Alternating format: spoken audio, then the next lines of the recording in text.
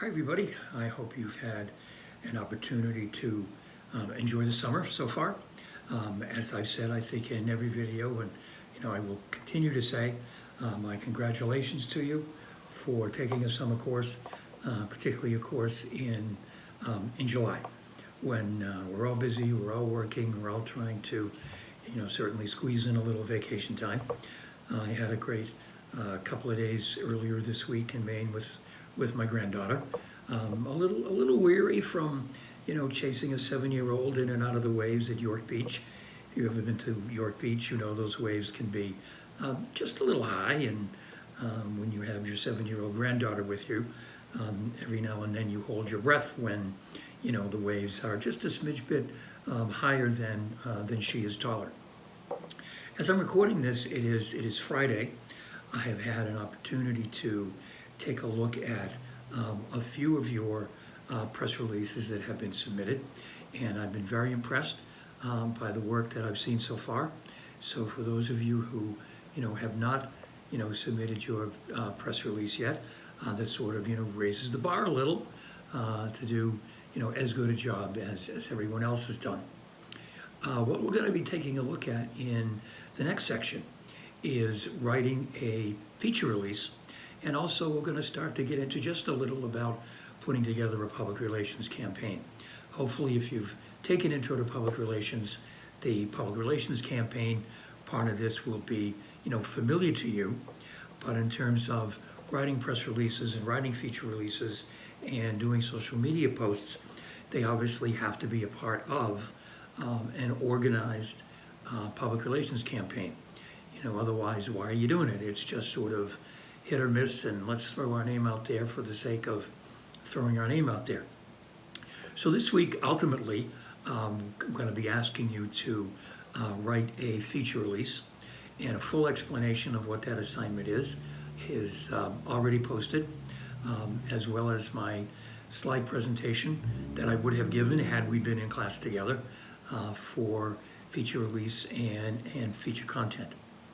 The difference between a feature release and a straight news release is that a feature release allows you to put a face on the story you're trying to tell, to personalize the story that you're trying to tell, beyond just the facts and figures and the formal quotes from the CEO or whoever. The feature release, gives you an opportunity to put a little personality on the story.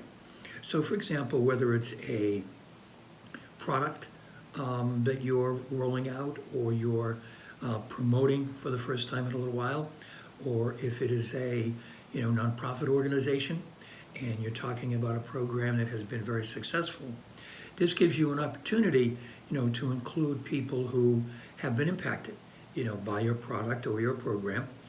Gives you an opportunity to talk about the positive effect, hopefully, that your product or program has had with the people who have been using it.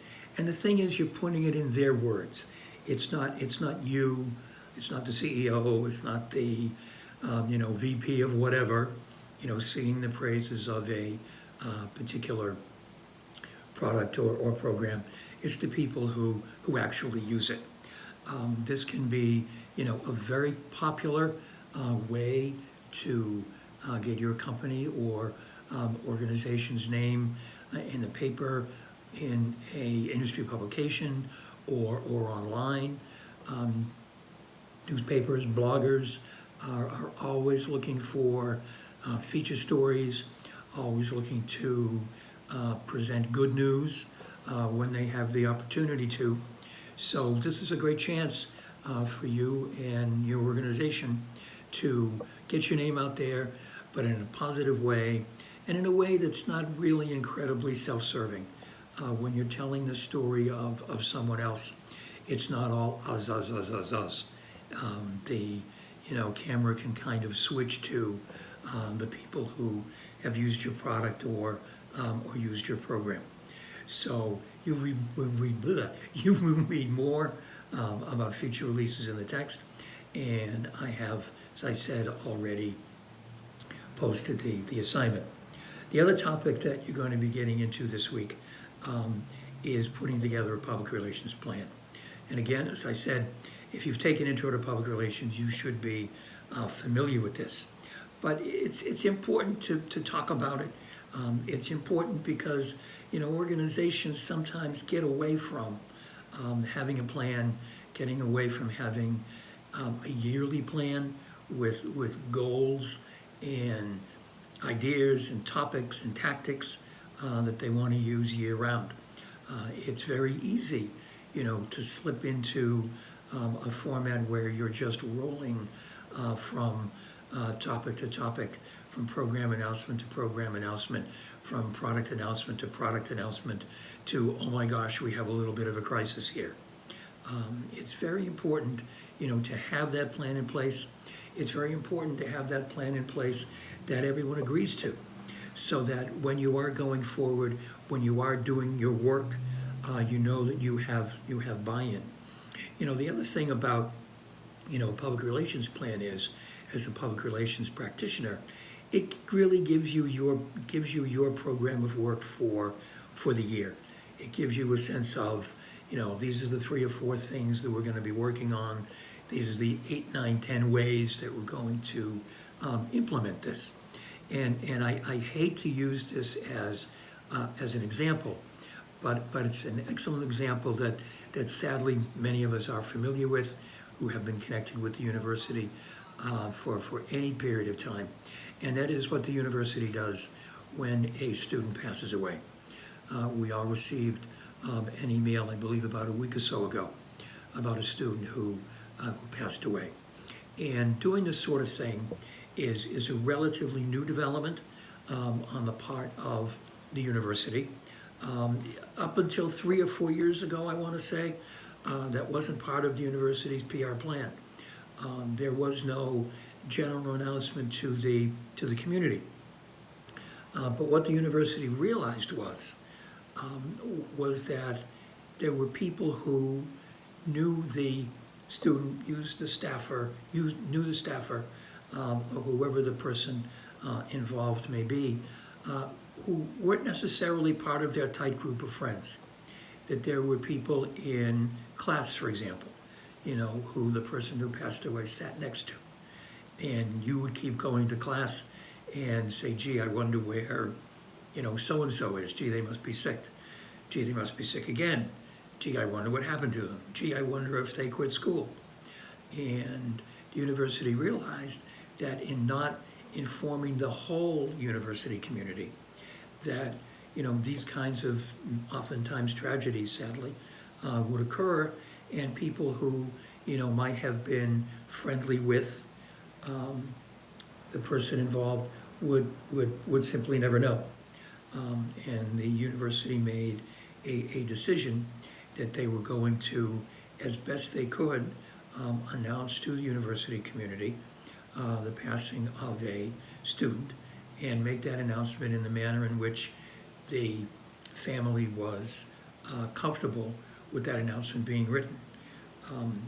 I think we're all at the point, again, sadly, where we can read those kind of announcements, and we can sort of read in between the lines and draw conclusions about what happened that certainly make the situation sadder. But that's an example that we're all familiar with.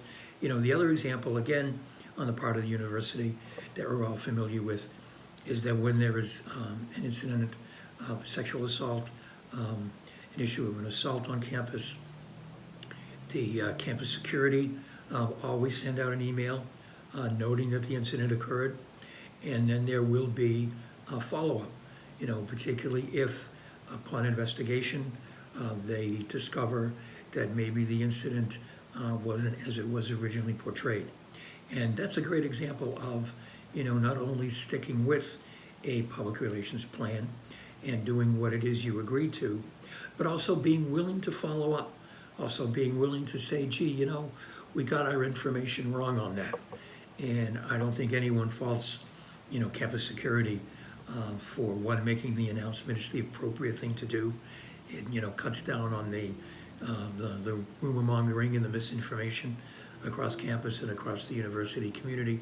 But the follow-up is really, important as well, so that people know, well, gee, that incident that was reported wasn't quite the way it went down, and if there was tension or if there was concern over this particular incident, people know that, gee, well, there really was no cause for concern.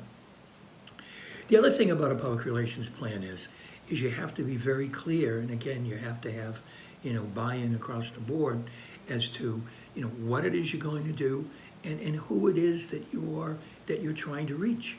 The public relations campaign, can't be based on who the CEO thinks, the company needs to talk to, or who the CEO thinks the company may have issues with, or what the CEO thinks needs to be done to take care of those issues. The plan has to be based in research that you will read about. Not only research in the beginning to set goals and to come up with a plan, but also follow-up research at the end, to be sure that in fact what it was you attempted to do really worked. Because otherwise, what's the point? You can't pat yourself on the back and say, hey, that was a great press release we wrote, or hey, that was a great brochure we put together. Oh well, on to the next thing. If you're going to do it, you might as well make sure that that you do it anyway. And just one final point about public relations campaigns, particularly if you're going to find yourself working in an agency environment. If you're ever called in, for an interview with a client, with a potential client, and you ask them, okay, well, what is it you want to do? If they ever say to you things like, well, we want to raise our visibility, that should be a red flag. That says to you, they really don't have any idea what it is that they want to do. And it's up to you, as the, potential public relations provider, as an outsider coming in, or as the in-house public relations person, to say to the CEO or whoever, okay, that's great, Mr. CEO, but raise our visibility with who and why, and why do you think we need to do that? That is not always the easiest thing to do, having those kinds of conversations with CEOs, but they're necessary, because in the end, if you go out and you put together a campaign, based on what somebody thinks is the thing that should be done, and it doesn't work out, guess who's going to be blamed for that? It's not going to be the CEO. It's going to be you for not doing the campaign right. So always remember that. Going forward. So your next assignments will be due a week from Sunday. As I said, with the straight news release, hard news release, I'm more than happy to take a look at your feature release and give you some comments back on it. A couple people did send their releases to me and had a chance to send back some comments.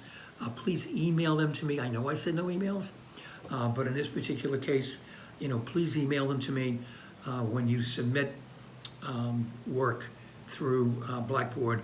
You only get one shot at it, and in order for it to work, it just wouldn't work. Let's just put it that way, okay? So if you want me to take a look at something, please send it to me, and I would be more happy to. I will be posting a discussion, and by the way, I've enjoyed the discussions as well. I've been checking in, as often as I can, and you all have been, very thoughtful, and I appreciate that, and I appreciate your participation. Thank you all for your good work. Enjoy the weekend, enjoy your week, and I'll be speaking with you next week.